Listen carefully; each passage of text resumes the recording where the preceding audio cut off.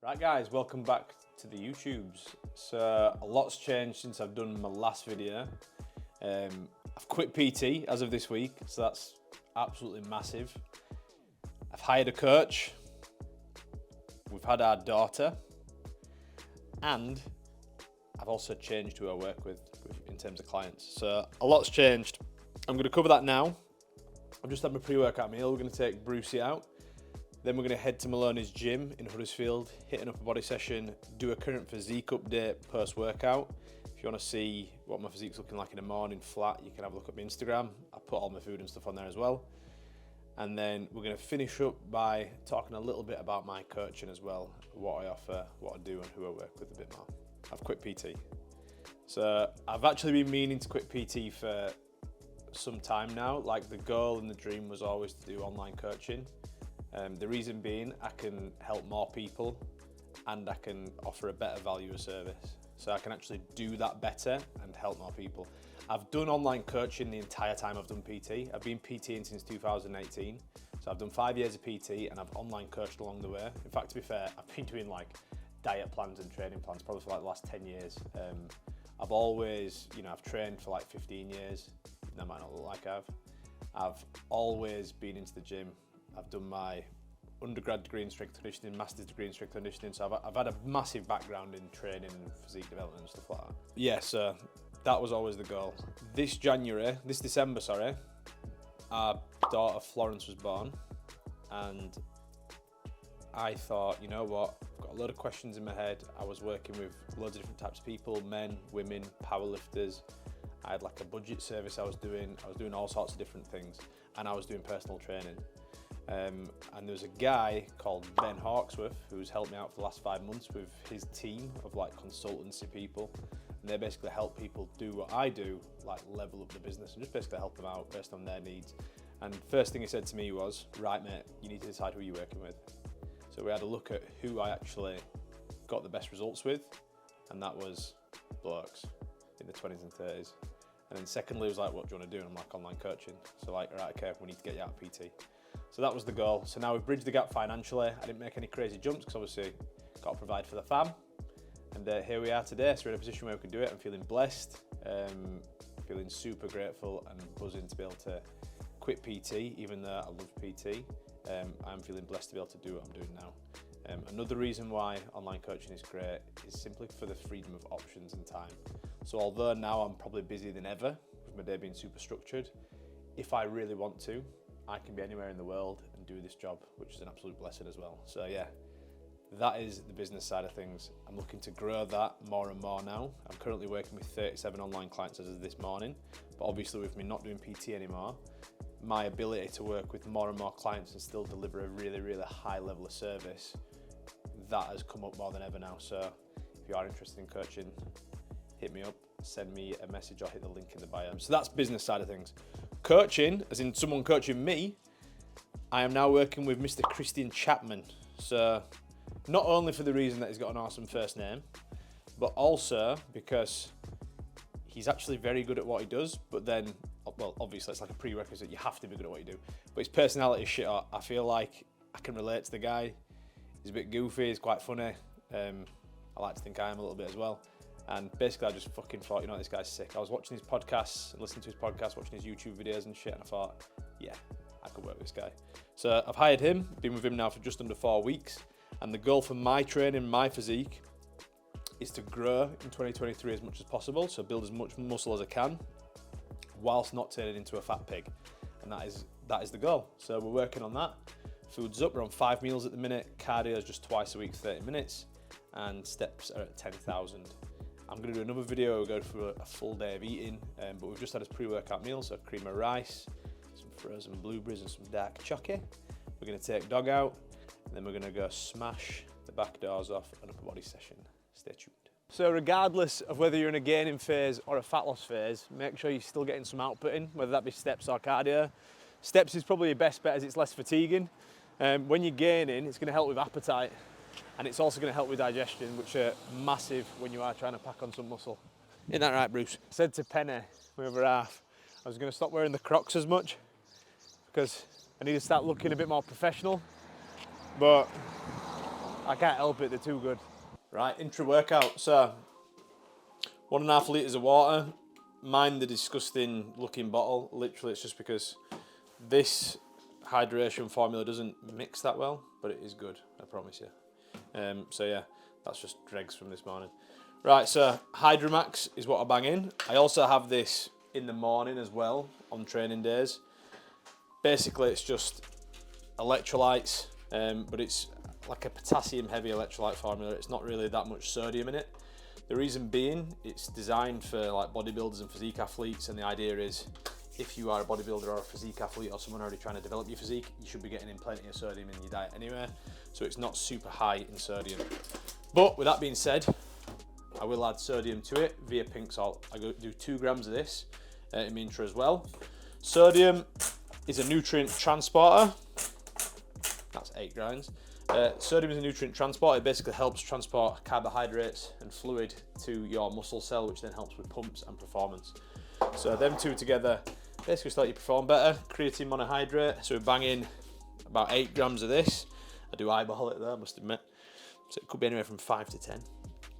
The reason why we have this is creatine is naturally produced in your own muscle cells, and essentially it helps with performance in the gym, like strength and like power activities. But yeah, so if you want to perform well and be strong, you have some of that. Like I said, your body already naturally produces it. Some people are non-responders. Those are ones where usually the idea is they've already got sufficient levels of creatine. Imagine this is your muscle cell. They call it saturation, how full your muscle cell is of creatine, sort of thing. Just bear with me. If you're a non-responder, the idea is you already got supernaturally high levels of creatine. If you're not, levels of creatine like here, for example, you take creatine, tops it up, you get a good training response from it, you get a good strength response, and you get better pumps, and you just look more jacked. Lastly, amino fuel by Applied Nutrition.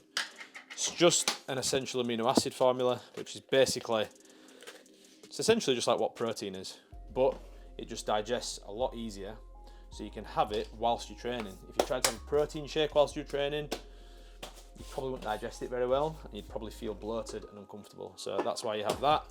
Non-essential by any means.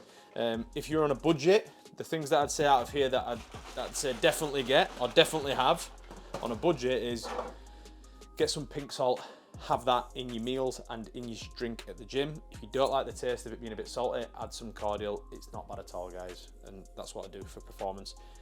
Secondly, on the budget plan, I'd get the creatine. It's about 20 quid. I think this is 20 quid, 500 grams, it might be like 30 quid. But say, for example, you need probably like 5 grams, I'd say minimum. But you have 5 grams, that's 100 days worth. So pretty cost effective for them too. And then if you've got a bit more brass, you're not worried about spending a bit more money. Hydromax about 30 quid, 90 servings, so a few months. Still actually not that bad really price wise. And then amino acids, I believe this was like 20 quid, and this is 30 servings as well, so like a month's worth.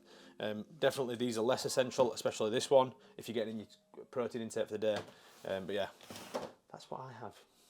Right, geezers, today's caffeine of choice pre-workout. 150 milligrams of your finest from the Black Monster. Usually go for White Monster, the OG, but today I thought, Max, a special occasion, announcing all the new changes, I thought I'd get something a little bit different. Very nice. If you're not used to having caffeine pre-workout, start with something like this. Make sure you drink it plenty of time before. Some people can get a little bit gassy and they don't like these. If that's the case, have a coffee or something. But yeah, let's get it. Right, so today we're at Maloney's gym in Marsh, Huddersfield. So this is actually where I used to PT before I worked at the unit 5 years ago. Did 2 years here. Yeah, I just needed a change of training basically. I've been training at the unit for years now whilst I've been working there. And the mindset when I go in there is like, I go in, I'm working sort of thing. Like I'll see people, clients, other people who know in the gym, hi. And it's like difficult to then get yourself in a mindset of like, right, it's time to F shit up and get after it. Whereas I come here, even though I used to work here and I still know people, I find it very easy now to come in here and just switch on and get stuck in. So that's why we're here, as well as it being a great gym. Check it out if you come to the Huddersfield area. So yeah, we're in for push. Let's get it.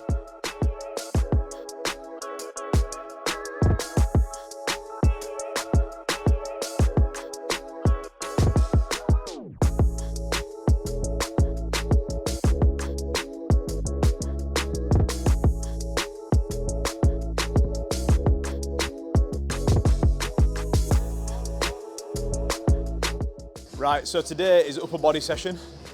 We've got push-pull legs at the beginning of the week. The push session we start with a lot of chest dominant stuff, we don't do any overhead pressing. Today's session we start with a machine shoulder press. We've got 3 sets in here, 2 sets 7 to 12, 1 set 10 to 15. Real slow tempos, pausing either end, making sure we're controlling the weight at all times. This is mega important for building muscle and staying injury free as well. So just on the first top set, our first heavy set of 7 to 12. Going to repeat that again now. Hopefully get somewhere around the similar sort of rep range, and then do a drop set as well. So a couple of things when you're doing your shoulder presses. One, if you can, you want to try and get on a machine where it converges, which basically just means it starts outside and comes together. Same kind of thing with any sort of chest work. Secondly, and probably more important for shoulder health, is if you can, get a machine where you can get a bit more of a neutral grip, or something where you're not pinned back like this. Simply because if you pin back like this, whether you want to or not, you're going to squeeze your shoulder blades together, even if you're not meaning to do so. And as you're pressing up, that's not a very stable position for the shoulder joint to be in when you are trying to handle load. Whereas if your arms are out in front slightly, your shoulder blade's able to move a bit more freely, and you're less likely to essentially hurt yourself. So yeah, if you can, get more of a neutral grip.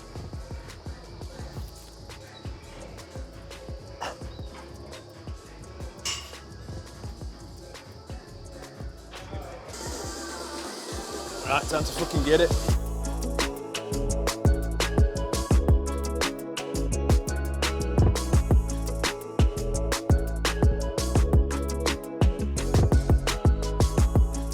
So a little tip when you're doing your side raises, this is something I've only started doing this year, is instead of coming directly out to the sides and having like that pinched back shoulder position, think of coming slightly out in front. The reason being, once again, it lets your shoulder blade at the back move properly, which basically just essentially allows everything to move without less dysfunction. So there's less chance of injury and niggles, but then also what you'll actually find is you will get more side delt activation by coming slightly out in front rather than it being a bit too much upper back from the sides.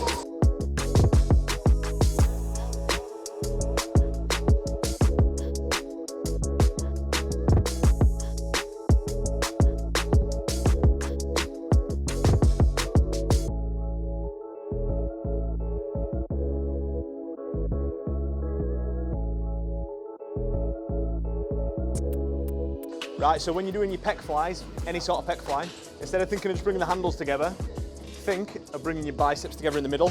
Imagine you've got some balloons here on your chest and you're trying to pop them. That way, you're really working the function of the pec. You're gonna get a fucking sick pump and you're gonna get better pecs for it.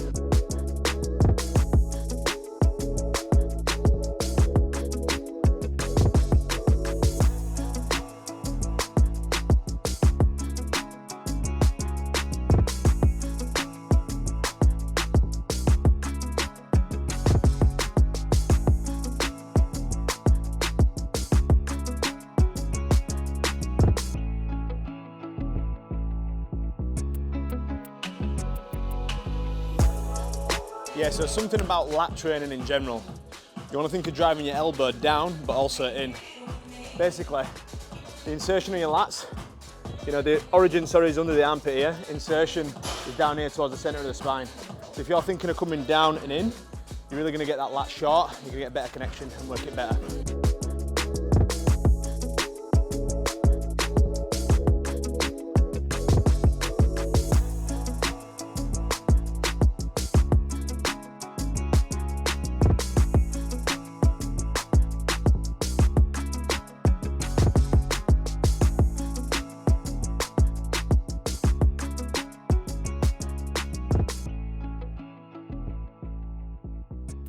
Right, so upper body session wrapped up. We're 12 weeks into his gaining phase and just about to do a physique update. So this is post-workout, obviously, so upper body's pumped.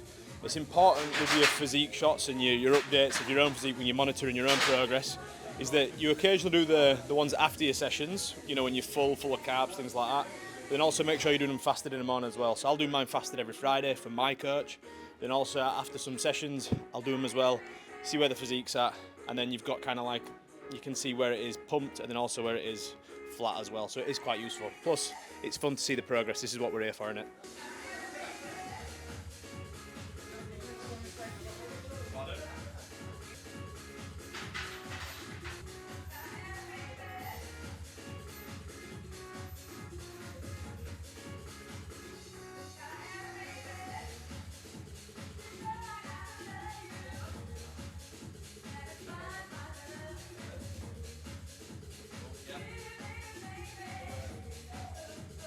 Nicey-roo. So we've got his post-workout meal. Because shit just got real.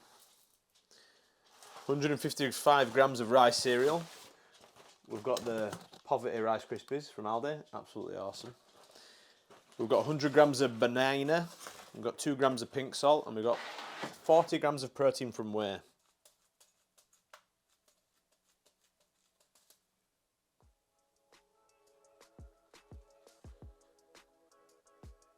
Right, post-workout meal about to go down. All in all, we're talking about 800 calories, about 150 grams of carbs, and about 50 grams of protein, all in all, and maybe like a couple of grams of fat, if that. Delicious. After your workouts, you want to make sure you're getting the carbs in, getting the proteins in.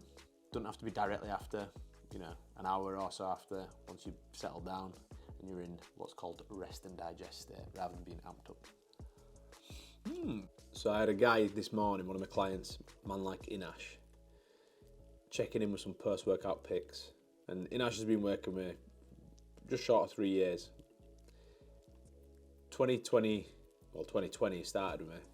And he said, at the time, I remember him saying, I don't think I've got very good genetics, I don't think I can really build muscle, things like that. Obviously natural, 3 years on today, look at the boy go. It actually got me emotional. I messaged him back, I was like fucking so gassed for him. Right, this one's fucking big. Right, so this is Jason. He only started with me 10 weeks ago. The man, 16 kg down. Now, usually that is a super fast rate of loss. I don't expect normal people to lose weight that fast. But the guy's just on it. He's like a monk. And the weight's coming off easy. His hunger isn't super high. If your hunger signaling is really high and you're finding it difficult, like by all means slow your fat loss down, especially if you haven't got a deadline. But the man, it was just like weight flying off. I'm like, how are you finding it? Yeah, fine. Hunger, I asked for scores out of 10 on hunger. Hunger score was like a 4. I'm like, fucking hell, let's go. My hunger score was like a 9 or a 10. So was Hursty's when he did his fat loss transformation. Yeah, this was Hursty, by the way. So his hunger score was really high towards back end. So you've probably seen his before, but he was pretty much tapping onto 24 stone here on the left. And then on the right, bump that brightness up, what's going on here? On the right here, the man's sitting at 14 stone 2 on shoot day.